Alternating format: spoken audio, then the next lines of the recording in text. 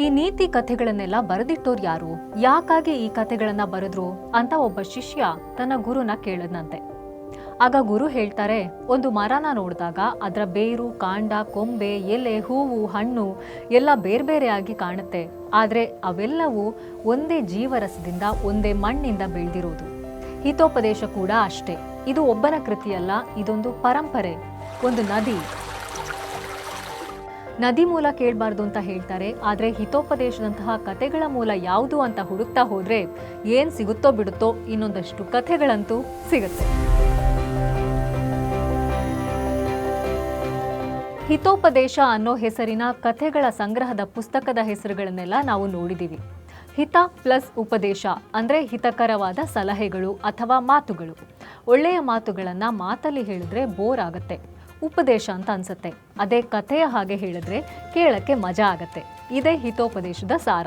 ಒಳ್ಳೆ ಸಂಗತಿಗಳನ್ನು, ಬದುಕಿಗೆ ಬೇಕಾದ ಕಲಿಕೆಗಳನ್ನು ಕಥೆಗಳ ಮೂಲಕ ಹೇಳೋದು. ಆದರೆ ಇದು ಶುರುವಾದೆಲ್ಲಿಂದ, ಯಾರಿಂದ? ಇದನ್ನ ತಿಳ್ಕೊಳ್ಳೋದಿಕ್ಕೆ 2000 ವರ್ಷಗಳಷ್ಟು ಹಿಂದಕ್ಕೆ ಹೋಗೋಣ. ಆಗ ಭಾರತ ಜ್ಞಾನದಿಂದ, ಚಿಂತನೆಗಳಿಂದ, ತತ್ವಶಾಸ್ತ್ರ, ರಾಜ್ಯಶಾಸ್ತ್ರ, ಕಲೆ, ಸಂಸ್ಕೃತಿಗಳಿಂದ ತುಂಬಿ ಸಮೃದ್ಧವಾಗಿತ್ತು. ಗುರುಕುಲಗಳಲ್ಲಿ, ವಿದ್ವಾಂಸರ ಸಭೆಗಳಲ್ಲಿ ಬದುಕಿನ ರಹಸ್ಯಗಳ ಕುರಿತು ಚರ್ಚೆಗಳು ನಡೀತಾ ಇದ್ವು. ರಾಜ್ಯಾಡಳಿತ ಮಾಡೋದಕ್ಕೆ, ಶತ್ರುಗಳನ್ನು ಎದುರಿಸೋದಕ್ಕೆ, ಹೊಸ ಸಂಧಾನಗಳನ್ನು ಮಾಡೋದಕ್ಕೆ, ಪ್ರಜೆಗಳನ್ನು ಕಾಪಾಡೋದಕ್ಕೆ ಎಲ್ಲದಕ್ಕೂ ಮಾರ್ಗದರ್ಶನ ಬೇಕಾಗಿತ್ತು. ಅದಕ್ಕಾಗಿಯೇ ಅನೇಕ ಧರ್ಮಶಾಸ್ತ್ರಗಳು, ಅರ್ಥಶಾಸ್ತ್ರಗಳು ಇದ್ವು. ಆದರೆ ಇದೆಲ್ಲ ಸಾಮಾನ್ಯರಿಗೆ ಸಿಗ್ತಾ ಇರಲಿಲ್ಲ. ಸಿಕ್ಕಿದ್ರೂ ಅಷ್ಟು ಸುಲಭಕ್ಕೆ ಅರ್ಥ ಆಗ್ತಿರ್ಲಿಲ್ಲ. ಹೀಗಿರಬೇಕಾದ್ರೆ ಅಲ್ಲೊಬ್ಬ ವ್ಯಕ್ತಿ ಹುಟ್ಕೊಂಡ್ರು. ಅವರ ಹೆಸರು ವಿಷ್ಣು ಶರ್ಮಾ. ಸಿಕ್ಕಾಪಟ್ಟೆ ಬುದ್ಧಿವಂತ. ಅರ್ಥಶಾಸ್ತ್ರ, ನೀತಿಶಾಸ್ತ್ರದಲ್ಲಿ ಪಾಂಡಿತ್ಯ ಹೊಂದಿದ್ರು. ಒಂದಿನ ಅವರು ಒಬ್ಬ ಪ್ರಭಾವಿ ರಾಜನ ಅರಮನೆಗೆ ಬರ್ತಾರೆ. ಆ ರಾಜನ ಹೆಸರು ಅಮರಶಕ್ತಿ. ಅವನು ಸಮರ್ಥ ಅರಸ. ಆದರೆ ಅವನಿಗೆ ಒಂದು ಚಿಂತೆ ಇತ್ತು. ಅವನಿಗೆ 3 ಜನ ಗಂಡು ಮಕ್ಕಳಿದ್ರು. ಬಹುಶಕ್ತಿ, ಉಗ್ರಶಕ್ತಿ ಮತ್ತು ಅನೇಕ ಶಕ್ತಿ ಅಂತ. ಈ 3 ಜನ ಶತ ಸೋಂಬೇರಿಗಳು. ಓದೋದು, ಜ್ಞಾನ ಸಂಪಾದನೆ ಮಾಡೋದು ಇದ್ಯಾವುದರಲ್ಲೂ ಆಸಕ್ತಿ ಇರಲಿಲ್ಲ. ನನ್ನ ನಂತರ ರಾಜ್ಯಭಾರ ಮಾಡಬೇಕಾದವರು, ಹೀಗೆ ದೊಡ್ಡ ಶಿಖಾಮಣಿಗಳಾದರೆ ರಾಜ್ಯದ ಗತಿ ಏನು ಅನ್ನೋದೇ ಈ ರಾಜನ ಚಿಂತೆಗೆ ಕಾರಣ. ಅದಕ್ಕೆ ರಾಜ ಏನು ಮಾಡ್ತಾನೆ, ದೇಶದ ಎಲ್ಲ ಮಹಾನ್ ಪಂಡಿತರನ್ನ ಕರೆಸ್ತಾನೆ. ಅವರಿಗೆ ಬೇಕಾದಷ್ಟು ಆಹಾರ, ಒಡವೆ, ವಸ್ತ್ರ, ಭೂಮಿ ಎಲ್ಲವನ್ನು ಕೊಟ್ಟು ಹೇಗಾದರೂ ಮಾಡಿ ನನ್ನ ಮಕ್ಕಳಿಗೆ ನೀತಿಶಾಸ್ತ್ರ, ರಾಜ್ಯಶಾಸ್ತ್ರ, ಬದುಕಿನ ಸೂತ್ರಗಳನ್ನು ಕಲಿಸಿ ಉತ್ತಮ ಉತ್ತರಾಧಿಕಾರಿಗಳನ್ನಾಗಿ ಮಾಡಿ ಅಂತ ಹೇಳ್ತಾನೆ. ಆದರೂ ಯಾರೂ ಮುಂದೆ ಬರಲ್ಲ. ಯಾಕಂದರೆ ಈ 3 ರಾಜಕುಮಾರರು ಎಂಥ ಸೋಮಾರಿಗಳು, ಎಂಥ ದಡ್ರು ಅನ್ನೋದು ಊರಿಗೆಲ್ಲ ಗೊತ್ತಿತ್ತು. ಆಗ ರಾಜನ ಈ ಆಫರ್ನ ತಗೊಂಡೋರು ವಿಷ್ಣು ಶರ್ಮಾ. ರಾಜನಿಗೆ ಆಶ್ಚರ್ಯ. ಪೂಜ್ಯರೇ, ನೀವು ವೃದ್ಧರು, ಈ ದಡ್ರನ್ನ ಹೇಗೆ ಸರಿ ಮಾಡ್ತೀರಿ? ನಿಮ್ಮ ಕೈಲಿ ಈ ಕೆಲಸ ಆಗತ್ತಾ ಅಂತ ರಾಜ ಕೇಳ್ತಾನೆ. ಆಗ ವಿಷ್ಣು ಶರ್ಮಾ ನಗ್ತಾ ಹೇಳ್ತಾರೆ, ಮಹಾರಾಜ, ನಾನು ವ್ಯಾಪಾರಿ ಅಲ್ಲ, ನಾನೊಬ್ಬ ಕಥೆಗಾರ. ಕತೆ ಹೇಳೋ ನನ್ನ ಕಲೆನ ಯಾರು ಯಾವ ಸಂಪತ್ತನ್ನು ಕೊಟ್ಟು ಕೊಂಡ್ಕೊಳ್ಳೋಕೆ ಸಾಧ್ಯ ಇಲ್ಲ. 6 ತಿಂಗಳು ಸಮಯ ಕೊಡಿ. ಅಷ್ಟರಲ್ಲಿ ನಾನು ನಿಮ್ಮ ಮಕ್ಕಳನ್ನ ನೀತಿವಂತರನ್ನಾಗಿ, ರಾಜಯೋಗ್ಯರನ್ನಾಗಿ ಮಾಡ್ತೀನಿ.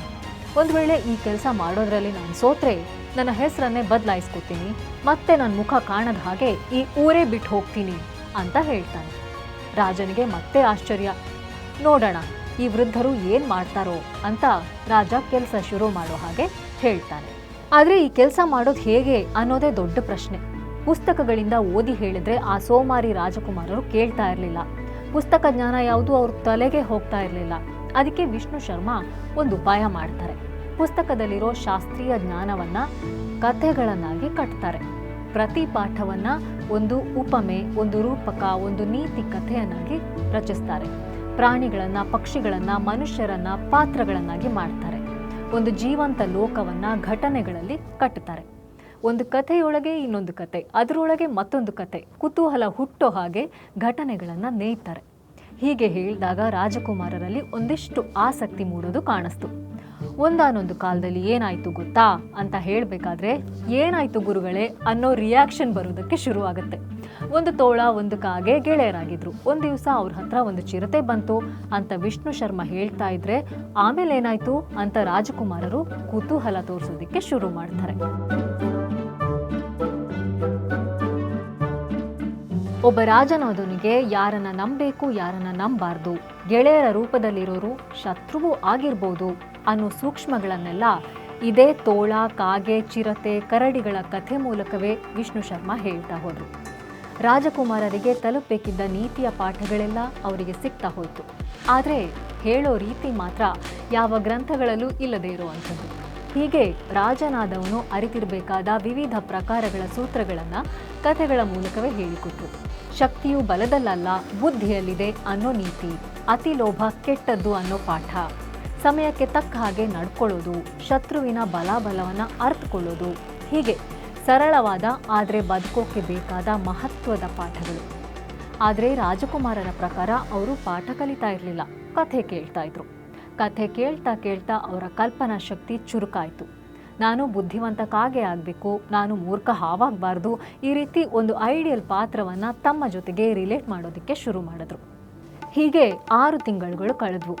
ಮಹಾರಾಜ ತನ್ನ ಮಕ್ಕಳನ್ನು ಪರೀಕ್ಷೆ ಮಾಡೋದಕ್ಕೆ ಬಂದ. ಅವನ ಮಕ್ಕಳಲ್ಲಾದ ಬದಲಾವಣೆ ನೋಡಿ ರಾಜನಿಗೆ ಸಿಕ್ಕಾಪಟ್ಟೆ ಆಶ್ಚರ್ಯ ಆಯಿತು. ಅವರ ಮಾತಲ್ಲಿ ಚುರುಕುತನ ಇತ್ತು. ಸಮಸ್ಯೆಗಳನ್ನು ಗುರುತಿಸೋಕ್ಕೆ ಬಗೆಹರಿಸೋದಕ್ಕೆ ಸಾಧ್ಯ ಆಗ್ತಿತ್ತು. ರಾಜ ವಿಷ್ಣು ಶರ್ಮರ ಪಾದಗಳಿಗೆ ನಮಿಸಿದ. ನೀವು ನಿಜವಾಗಿಯೂ ಮಹಾನ್ ಯೋಗಿ. ನೀವು ಕೇವಲ ನನ್ನ ಮಕ್ಕಳನ್ನಲ್ಲ, ನನ್ನ ರಾಜ್ಯದ ಭವಿಷ್ಯವನ್ನು ರಕ್ಷಿಸಿದ್ರಿ ಅಂತ ಹೇಳ್ದ. ನಾನೇನು ಮಾಡಿಲ್ಲ, ಕೇವಲ ಕಥೆಗಳನ್ನು ಹೇಳಿದೆ. ಆ ಕಥೆಗಳಲ್ಲಿರೋ ಜ್ಞಾನವೇ ಅವರನ್ನು ಬದಲಾಯಿಸಿದೆ ಅಂತ ವಿಷ್ಣು ಶರ್ಮಾ ಹೇಳಿದರು. ಈ ರಚನೆಗಳಿಗೆ ಅವರು ಪಂಚತಂತ್ರ ಅಂತ ಹೆಸರಿಟ್ರು. ಪಂಚ ಅಂದರೆ 5, ಮಿತ್ರಲಾಭ, ಮಿತ್ರಭೇದ, ಕಾಕೋಲುಕೀಯಂ, ಲಬ್ಧ ಪ್ರಾಣಾಶ ಮತ್ತು ಅಪರೀಕ್ಷಿತ ಕಾರಕಂ ಅನ್ನೋ ಈ 5 ತಂತ್ರಗಳ ಸಂಗ್ರಹವೇ ಪಂಚತಂತ್ರ.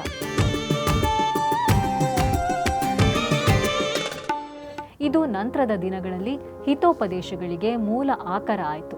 ಕಾಲಕ್ರಮೇಣ ಇತರ ಮಹಾನ್ ಪಂಡಿತರು ಕವಿಗಳು ಈ ಗ್ರಂಥವನ್ನು ಅಭಿವೃದ್ಧಿಪಡಿಸಿದ್ರು. ಅದರಲ್ಲಿ ಹೊಸ ಕಥೆಗಳನ್ನು ಸೇರಿಸಿದ್ರು, ಹೊಸ ನೀತಿಗಳನ್ನು ಜೋಡಿಸಿದ್ರು. ಇದು ಒಂದು ಜೀವಂತ ಶಾಸ್ತ್ರವಾಗಿ ಬೆಳೆಯಿತು.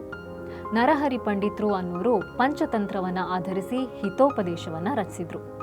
ನಾವು ನಿತ್ಯ ಜೀವನದಲ್ಲಿ ಎದುರಿಸೋ ಸ್ನೇಹ, ವೈರುಧ್ಯ, ಲೋಭ, ದಾನ, ದುರ್ಜನರು ಯಾರು, ಸಜ್ಜನರು ಯಾರು, ಸಂಕಟ ಕಾಲದಲ್ಲಿ ಹೇಗೆ ನಡ್ಕೋಬೇಕು, ಇವೆಲ್ಲದರ ಕುರಿತಾದ ಕಥೆಗಳು ಹಿತೋಪದೇಶದಲ್ಲಿದೆ. ಇದು ಕೇವಲ ಭಾರತಕ್ಕಷ್ಟೇ ಸೀಮಿತವಾಗಿಲ್ಲ, ಇದೆಲ್ಲ ವಿಶ್ವವ್ಯಾಪಿ ಕಥೆಗಳು. ಅರಬ್ ವ್ಯಾಪಾರಿಗಳು, ಯಾತ್ರಿಕರು ಇವುಗಳನ್ನು ಮಧ್ಯ ಏಷ್ಯಾ, ಪರ್ಷಿಯಾ, ಯುರೋಪ್ಗೂ ಕೊಂಡೊಯ್ದರು.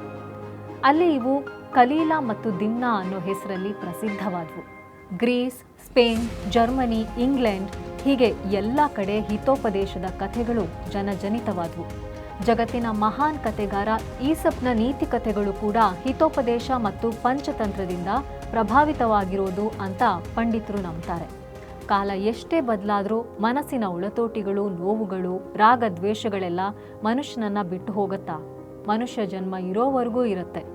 ಮನರಂಜನೆಗೆ ಹಲವು ದಾರಿಗಳು ಸಿಗ್ಬೋದು, ಆದರೆ ಮನುಷ್ಯ ಮನಸ್ಸಿನ ಭಾವನೆಗಳನ್ನೆಲ್ಲ ಅರ್ಥ ಮಾಡ್ಕೊಳ್ಳೋಕ್ಕೆ, ನಮ್ಮನ್ನು ನಾವೇ ಅರ್ಥ ಮಾಡ್ಕೊಳ್ಳೋಕ್ಕೆ ಕಥೆಗಳಿಗಿಂತ ಉತ್ತಮವಾದ್ದು ಯಾವುದಿದೆ ಅಲ್ವಾ?